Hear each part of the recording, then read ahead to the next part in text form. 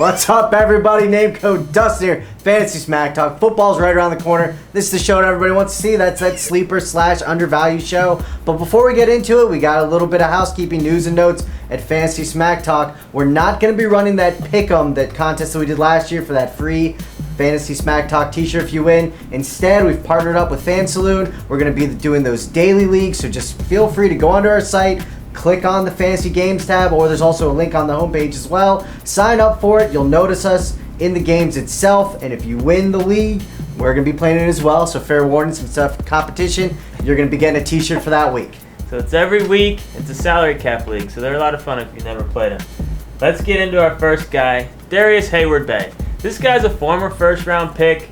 Great receiver. He's just been in a terrible situation with Oakland and the quarterback situation out there, but now they have a decent quarterback with Carson Palmer. You know, he kind of got thrown in there last year, Palmer did, but this year he's had the offseason to work with these guys, and a lot of people aren't necessarily remembering just based off of where he's ranked.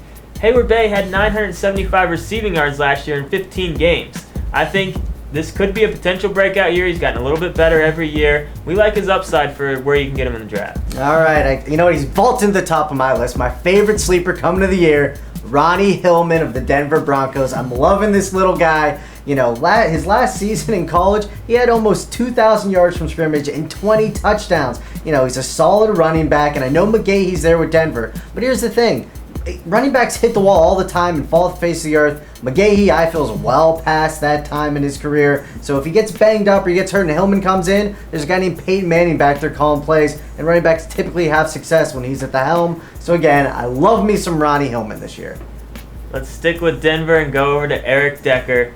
We really like Eric Decker this year. You're going to be able to get him a few rounds later, maybe even 4 rounds later than Demaryius Thomas. And we think he has just as big an upside, honestly. I mean, we might get a little bit of flack for that. You know, Demaryius Thomas is definitely, you know, the more physical, the more, you know, prototypical receiver guy. But he's a specimen. He is a specimen. But Decker has a lot of upside. You know, reports so far with the rapport between him and Manning have been good. 8 touchdowns last year for Decker. We really like the upside there. And again, for where you can get him in the draft, we say well worth the gamble. All right, next is a comeback candidate, and that's Mike Williams, Tampa Bay. Last year, huge disappointment. He had that great rookie season, and then last season he ended with below 800 yards, only 3 touchdowns. But this year, it's a little bit of difference going on. They got Vincent Jackson, which is really going to help Mike Williams. So he could be closer to his rookie campaign, where he ended with almost 1,000 yards and 11 touchdowns. But everyone just remembers how terrible he did, so he's way fallen too far down draft boards. A late great gamble for any fantasy team. Tongue twister. Late great gamble.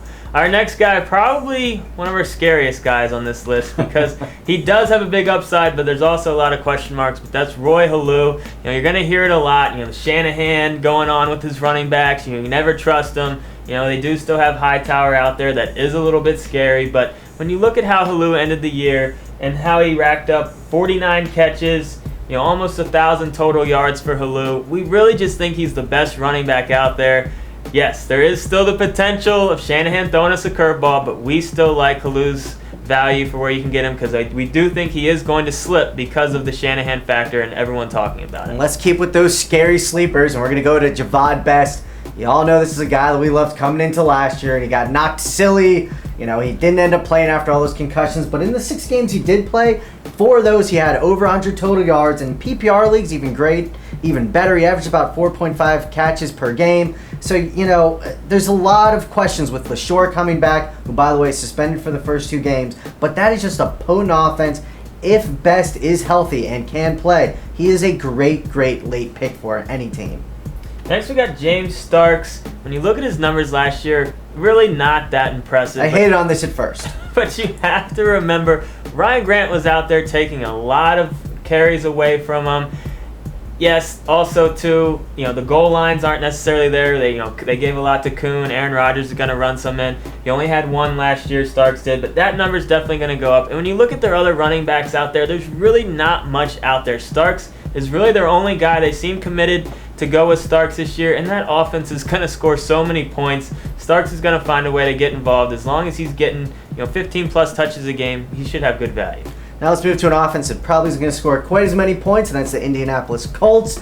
And right now, Donald Brown is the leader in the clubhouse. Looks like he's going to be the featured back out there. And he kind of came on towards the end of last year. The only game where he had more than 15 carries, that was Week 15. He ended with 161 yards and a touchdown. So he has proven that when given the opportunity, he can potentially be a big time kind of player. With all that said, he is a sleeper. It's a little bit of a gamble because Carter's still there, and it's tough with Andrew Luck. But regardless, this guy's going so late in drafts, you can't pass up on the value. Last guy I'm going to talk about, Shawn Green out there with the Jets. We do think Tebow being out there might hurt him a little bit, especially with potential goal line carries. We'll see how that shakes out. But we still like Shawn Green's upside this year. He's gotten a little bit better each year he's been in the league. He had over 1,200 total yards last year, which was really nice for Shawn Green. And he had 30 catches, which was a nice surprise. LT's out with the Jets. He's retired, out of the picture, obviously. Shawn Green should continue to be a big part of that offense, and we think he should have another year. It's just not one of those guys that is going to just blow you out of the water, but he should be steady Eddie all year and have decent numbers. Yeah, not the sexiest pick, but he's been solid. Well, somewhat solid. We'll be even more solid this year, hence being a sleeper. Last guy I'm going to talk about is Daniel Thomas. For Miami, everyone remembers how good Reggie Bush did last year, but it's doubtful Reggie's going to keep that many touches and that many carries heading into this year. They drafted Daniel Thomas in the second round, figuring he was going to be the incumbent starter for many years to come. We figure he's going to get the early down work, and Reggie's going to be in there, maybe throw out to the slot at times, a wide receiver as well. Regardless, Daniel Thomas should have some value in drafts this year. So that's our sleeper / undervalued show. All of our other rankings, all of our other sleepers and bust shows are going to be up very shortly, so be sure to check those out. Don't forget about our salary cap league that we'll be running this year, so you can get a chance to win one of them fancy FS t-shirts. Fancy. And we'll see you in those forums. Dustin, Nameco, out.